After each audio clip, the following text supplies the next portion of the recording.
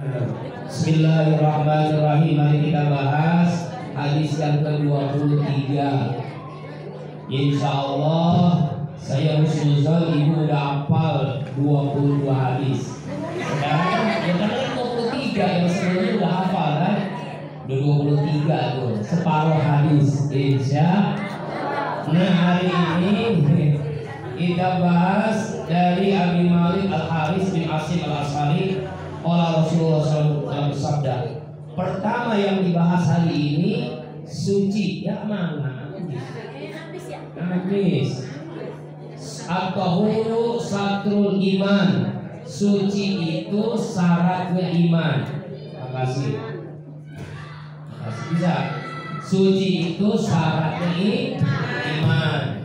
Kalau kita dulu dengar an-nazafatu minal iman, kebersihan bagian dari iman. Suci itu identik dengan iman. Orang yang beriman itu pasti suci. Suci apa ya Bu? Suci badannya, suci tempatnya, suci pakaiannya, suci hartanya, suci hatinya. 5 suci. Badannya suci, ya, dari najis, dari hadas, dari najis mukhafafah, mutawasithah, mughalazah, ya kan? Suci dari hadas besar, suci dari hadas kecil. Kemudian suci apanya? Tempatnya.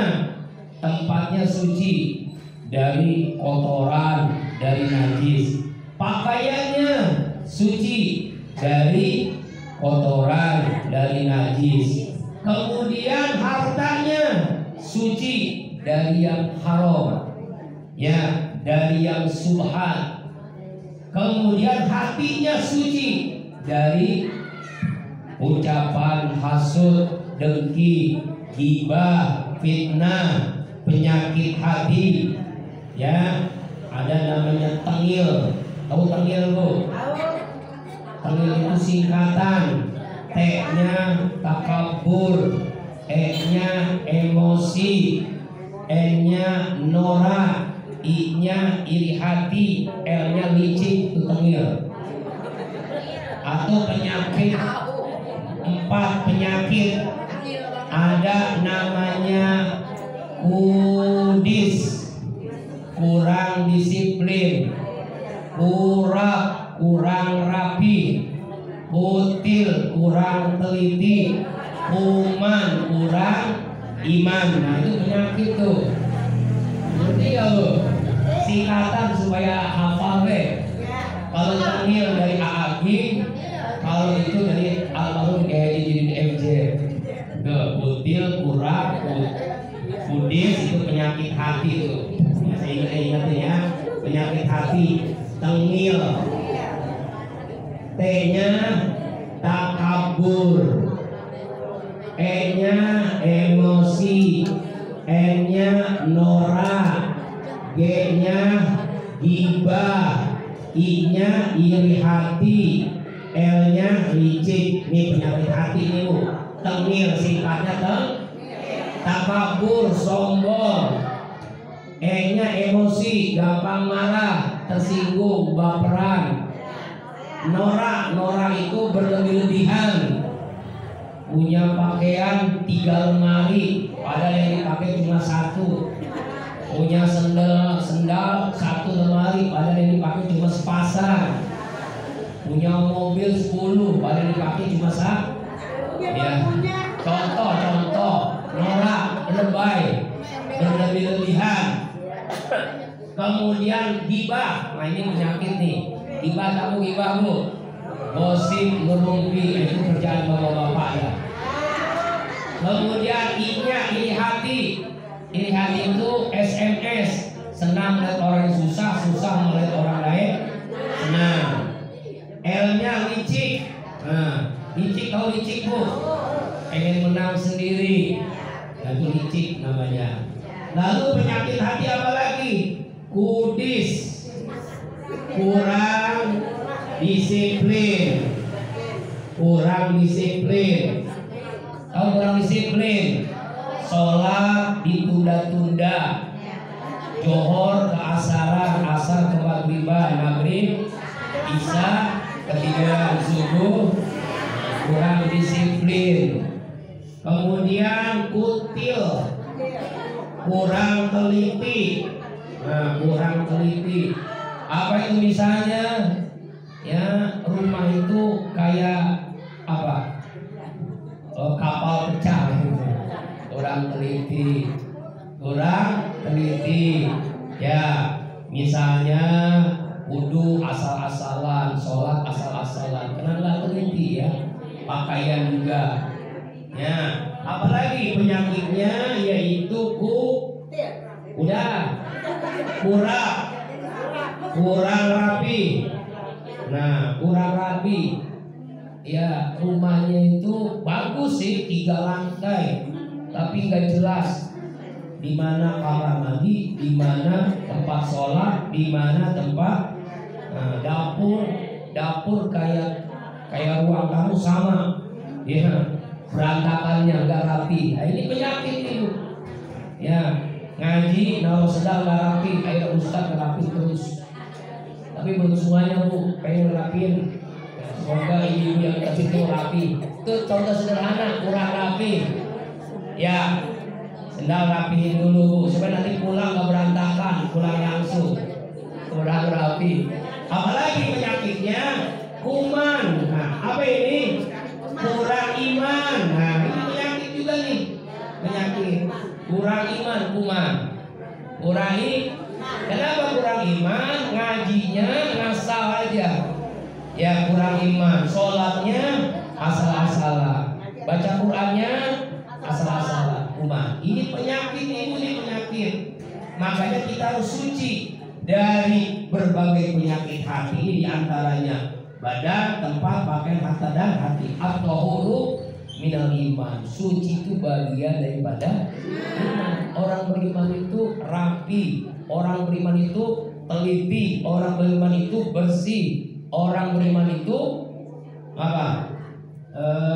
Teliti, disiplin. Orang beriman itu disiplin. Waktunya ya udah datang. Ya, disiplin. Nah, ini yang pertama tentang suci. Yang kedua, ini banyak nih hadis dibahas nih. Yang kedua yang dibahas dalam hadis yang ke-23 adalah alhamdulillah talmau mizan. Kalimat alhamdulillah itu apa? Memenuhi mizan. Memenuhi.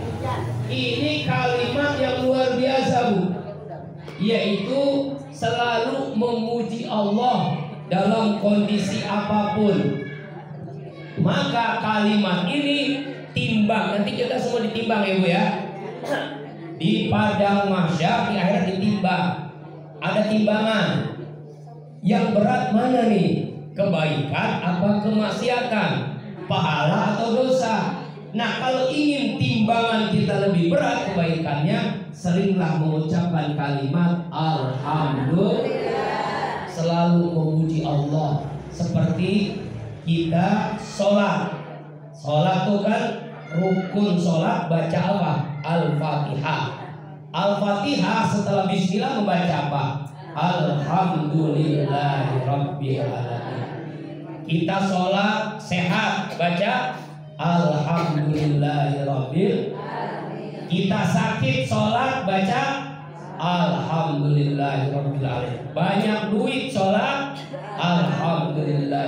Bokeh nggak punya duit sholat, alhamdulillahirabbil alamin. Ya bu, banyak utang sholat, alhamdulillah. Bahkan misalnya kalau ibu mau ikut sholat jenazah, ya kalau bapak kan fardu kifayah, ibu silakan kalau mau ikut. Yang penting di sholat belakang. Sholat jenazah, takbir yang pertama setelah sholat itu apa yang kita baca? Alhamdulillahirabbil. Padahal yang meninggal itu suami kita, istri kita, anak kita, ayah kita, emak kita, kakak kita. Tetap saja ketika sholat takbir pertama kita memuji Allah. Kenapa Alhamdulillah karena yang ngatur lillah Allah. Kenapa lillah? Karena semuanya alam semesta ini milik Allah. Itulah alhamdulillah. Maka orang yang selalu memuji Allah akan berat timbangannya. Amin ya rabbal. Yang ketiga, wa subhanallah walhamdulillah. Sekarang dua kalimat, subhanallah dan alhamdulillah. Subhanallah dan alhamdulillah. Kalau kita tadi awal ngaji semuanya kita ucapin kan? Subhanallah dan alhamdulillah ini apa kata Rasulullah? Tamla'ani, memenuhi. Memenuhi apa? Tamla'u ma bainas samai wal ard. Memenuhi langit dan bumi. Jadi bumi dan langit ini terpenuhi oleh kalimat subhanallah walhamdulillah. Itu dua saja, apalagi selengkap kayak tadi kan. Subhanallah, alhamdulillah, wala ilaha illallah, Allahu akbar. Penuh semua langit dan bumi dengan kalimat itu. Saking berat-beratnya. Apalagi ada amalan di antara azan dan qomat subuh, ibu membaca subhanallah wa bihamdihi subhanallah il azim astaghfirullah 100 kali. Seluruh hajat kita hari itu dikabulkan oleh Allah. Amin. Gimana ucapannya? Subhanallah wa bihamdihi subhanallah il azim astaghfirullahal azim. Kapan diucapinnya? Setelah sholat qobliyah subuh, sebelum qomat. Makanya qomatnya jangan cepat-cepat. Kalau di Azikro 20 menit. Yang pernah haji umrah di Masjidil Haram, Masjid Nabawi berapa yuk? Setengah jam. Antara azan dan qomat subuh setengah jam. Di pondok Nurul Falah paling 5 menit juga udah. Baru baca subhanallah udah qomat lah.